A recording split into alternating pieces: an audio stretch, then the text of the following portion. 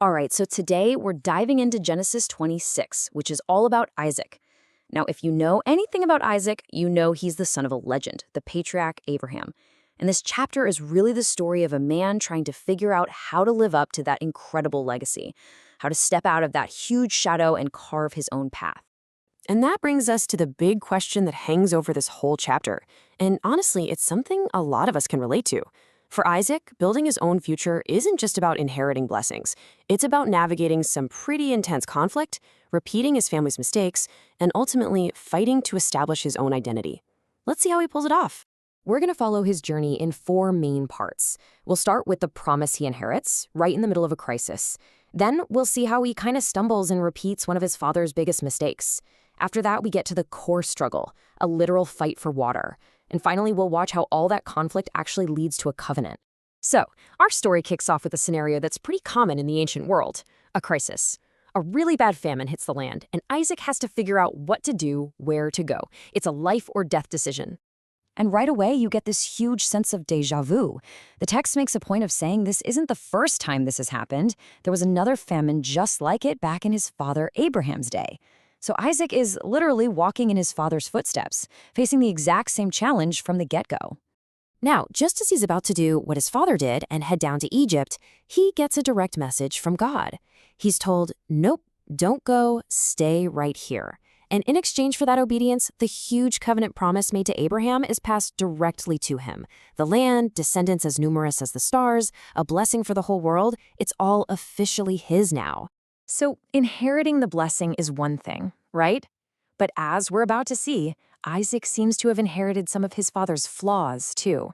Because as soon as he settles in this new land, surrounded by strangers, an old family fear pops right back up. He gets scared. He thinks the local men will see how beautiful his wife Rebecca is and kill him just to get to her. So what does he do? He lies and says she's his sister. And if that sounds familiar, it's because it's the exact same play his father Abraham ran, twice. Well, the whole charade falls apart when the local king, Abimelech, is looking out his window and sees Isaac and Rebecca together, being a little more affectionate than a brother and sister should be.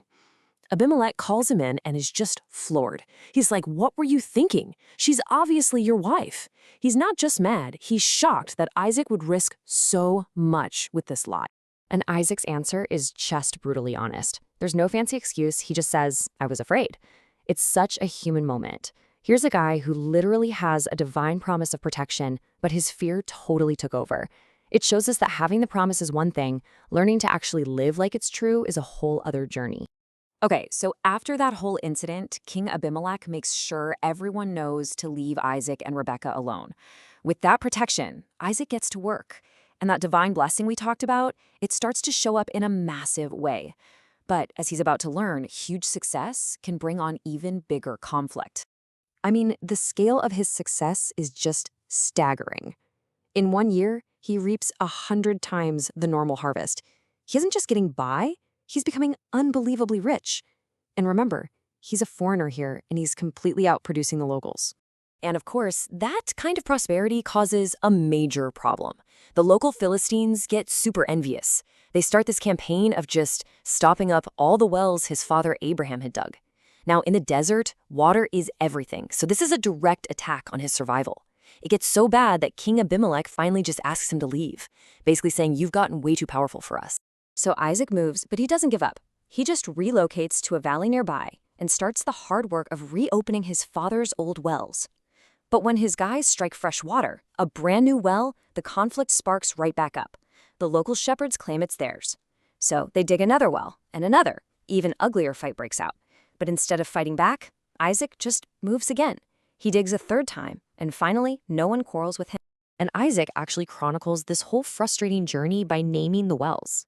He calls the first one Esek, which literally means argument or contention. He's marking his experience right onto the map. When the fight over the second well gets even worse, he names it Sitna. This word is even stronger. It means hostility or even accusation. You can just feel the tension ratcheting up. It's gone from a simple argument to straight-up opposition. And then, the breakthrough. The third well is undisputed. There's no fight. So Isaac names it Rehoboth, which means open space.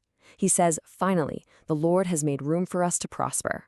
Through sheer persistence, he has moved from a place of argument and hostility to finally find his own space. This journey from conflict to prosperity is the real turning point of the story. Because it's here, in this open space, that his former enemies realize something fundamental has changed. And what happens next is a total reversal. King Abimelech, the same guy who kicked him out, shows up with his top general. But they're not there to fight. They're there because they've seen his success, and they realize it's not just luck. They say, "We can plainly see that the Lord is with you." They recognize his power, and they want to make a peace treaty. Now, Isaac is, understandably suspicious at first, but they just lay it all out. They see God is on his side. So what happens next is this classic, ancient path to making peace. Isaac throws a feast, a symbol of friendship, and the next morning they all swear a solemn oath to not harm each other. Hostility is turned into a formal binding peace. And the timing of this is just incredible.